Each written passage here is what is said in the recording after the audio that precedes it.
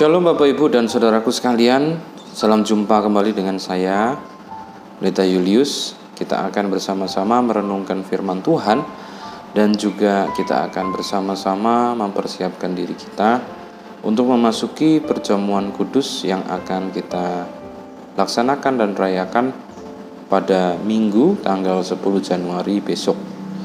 Mari Bapak Ibu dan Saudaraku sekalian, sebelumnya kita berdoa.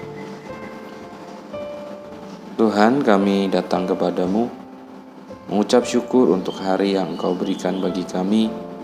Biarlah Tuhan boleh terus ada bagi kami, karena kami tidak dapat menjalani kehidupan ini dengan kuat, dengan mantap, dengan tanpa sebuah kekeliruan dan kesalahan, kalau bukan Tuhan sendiri yang ada menolong kami di dalam perjalanan hidup ini.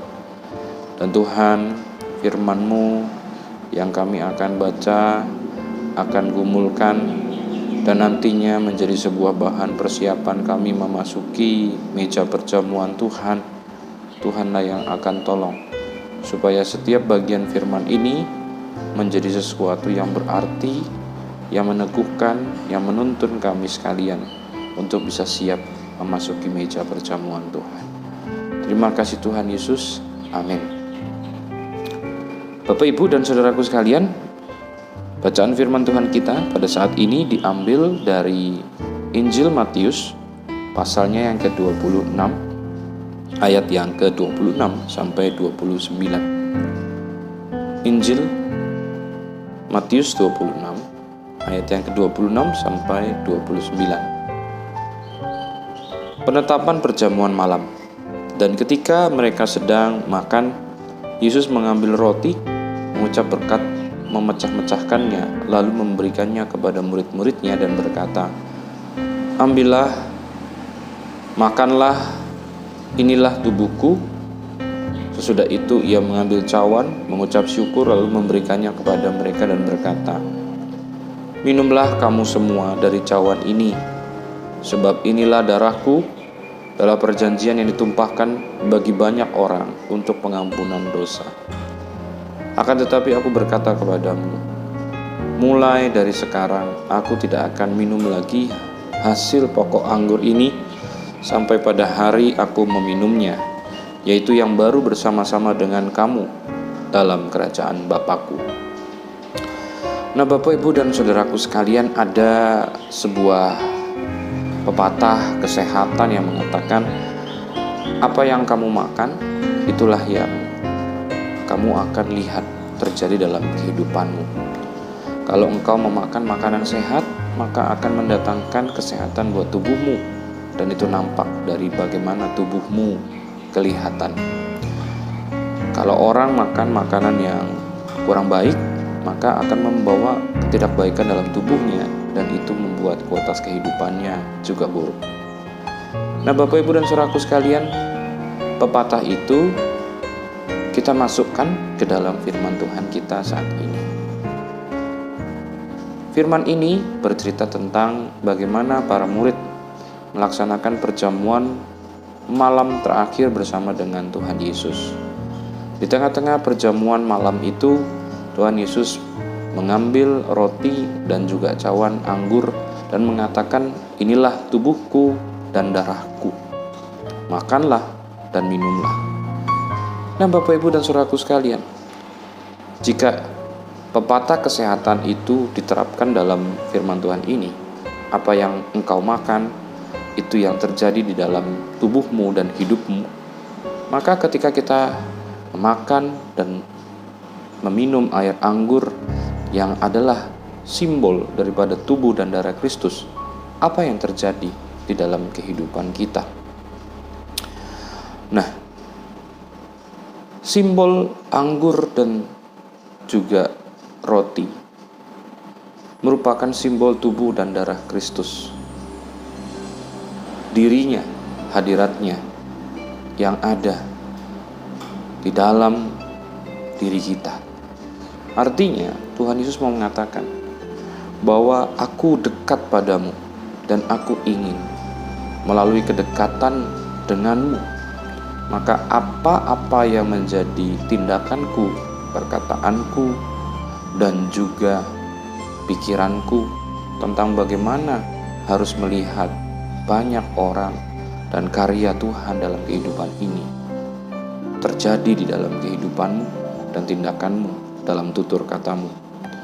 Artinya Bapak Ibu dan Saudaraku sekalian, makan roti dan anggur bukan berarti untuk menjadi kenyang. Ini sebuah simbol yang Tuhan mau katakan, aku dekat padamu, dan di dalam kedekatan dan persekutuan denganmu, maka harusnya ada sesuatu yang berubah, ada sesuatu yang berdampak dalam dirimu. Maka di dalam kata-kata atau bahasa liturgi daripada saudara kita di gereja Katolik, perjamuan kudus adalah sebuah komunion, sebuah kesatuan.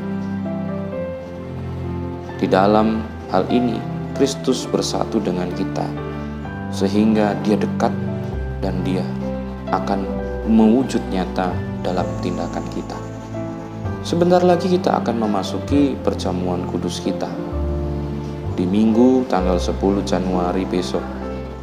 Lalu apa yang kemudian menjadi harapan Bapak Ibu mengikuti perjamuan kudus? Apakah sama dengan harapan Yesus ketika Ia memberikan perjamuan itu, roti dan anggur, kepada murid-muridnya? Dia berharap bahwa penyatuan dirinya dengan murid-murid membuat murid-murid mengerti akan apa yang Ia telah teladankan dan apa yang Ia telah lakukan dan ajarkan, supaya itu juga terwujud nyata dalam kehidupan para murid. Begitupun dengan kita Bapak Ibu, kita akan menikmati perjamuan kudus besok. Perjamuan kudus bukan sebagai sebuah benda mistis, kata gereja-gereja lain yang mungkin berbeda aliran dengan kita. Menikmati perjamuan kudus membuat kita dijauhkan dari iblis, membuat kita ditolak daripada kutuk dan berbagai macam hal-hal gaib yang lainnya. Di dalam pandangan gereja kita, perjamuan kudus tidaklah demikian. Perjamuan kudus adalah sebuah pengenangan akan apa yang Tuhan Yesus lakukan bersama dengan muridnya pada malam terakhir, dan mengingatkan kepada kita bagaimana Kristus ingin dekat dengan kita dan ingin berbuat banyak di dalam diri kita. Oleh karena itu, setiap kita yang akan menikmati perjamuan kudus adalah orang yang mengenang, merayakan, mengharapkan, dan ingin melakukan apa yang dilakukan oleh Kristus di dalam kehidupan ini. Maka firman ini, maka apa yang dilakukan di dalam perjamuan kudus nanti akan menjadi sebuah hal yang menubuh. Kristus betul-betul menjadi sebuah hal yang terlihat di dalam diri kita. Jadi tidak hanya sebuah kegiatan rutin 3 bulan 4 bulanan dalam gereja perjamuan kudus itu, dan bukan asal makan dan minum di dalam perjamuan kudus itu, tetapi bagaimana kita menghayati Kristus ingin dekat dan ingin berbuat sesuatu di dalam diri kita yang menikmati perjamuan kudus itu. Biarlah apa yang menjadi pesan firman Tuhan dan juga keinginan daripada Kristus kepada murid-muridnya pertama kali ketika Ia melaksanakan perjamuan malam terakhir itu betul-betul menjadi sebuah penghayatan kita ketika kita akan memasuki perjamuan kudus nanti. Nah, Bapak Ibu dan Saudaraku sekalian, saya akan membacakan kepada kita formulir liturgis perjamuan kudus kita sebagai sebuah persiapan kita. Pada malam perjamuan terakhir, Kristus menghendaki merayakan perjamuan kudus bersama-sama dengan muridnya. Merayakan perjamuan kudus berarti mengalami kehadirannya sebagaimana murid dulu mengalami kehadiran bersama dengan mereka. Mengenang Kristus juga menyadari bahwa secara pribadi, bahwa seluruh kehidupannya yang diberikan kepada kita dan keselamatan dunia sangat-sangat merupakan kaitannya erat dengan kita. Oleh karena itu, marilah kita merenungkannya. Bapak Ibu, apakah kita betul-betul rindu berjumpa dengan Kristus di dalam perjamuan kudus kita? Jangan sampai bahwa perjamuan kudus adalah sebuah hal yang rutin yang kita sendiri tidak tahu maknanya apa. Perjamuan kudus adalah pertemuan kita dengan Kristus, kerinduan kita untuk bersatu dengan Kristus yang akan membaharui kehidupan kita. Apakah kita juga di dalam kita mengenang akan Tuhan Yesus melalui perjamuan kudus? Kita juga melihat bahwa seluruh kehidupan Kristus, mulai daripada kelahirannya sampai kedatangannya kembali, adalah sebuah tindakan yang Ia lakukan bagi dunia, tetapi juga bagi pribadi kita, satu demi satu. Dan betapa Ia mengasihi kita satu demi satu. Mari kita merenungkannya.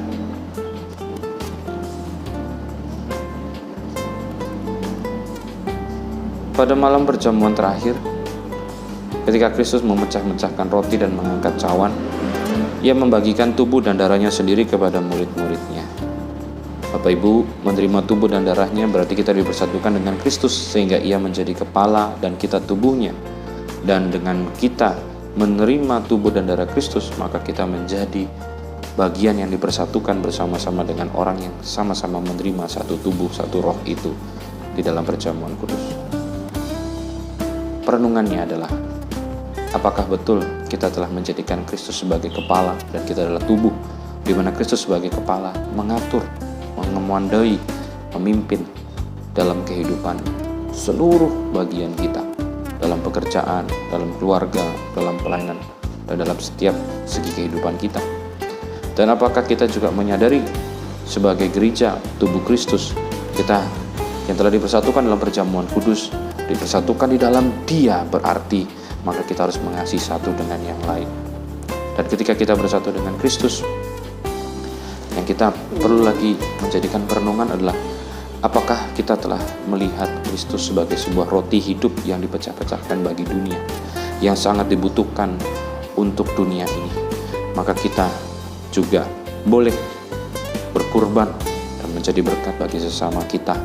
Dan apakah kita juga sebagai anggota tubuh Kristus di tengah-tengah dunia, kita telah menjadi mata, telinga, dan tangan bagi Kristus. Sesungguhnya Bapak Ibu dan saudaraku sekalian, kita penuh dengan kekurangan. Tuhan dalam rohnya yang kuduslah yang memampukan kita untuk mengikuti perjamuan kudus dengan baik pada tanggal 10 Januari besok. Tuhan memberkati kita.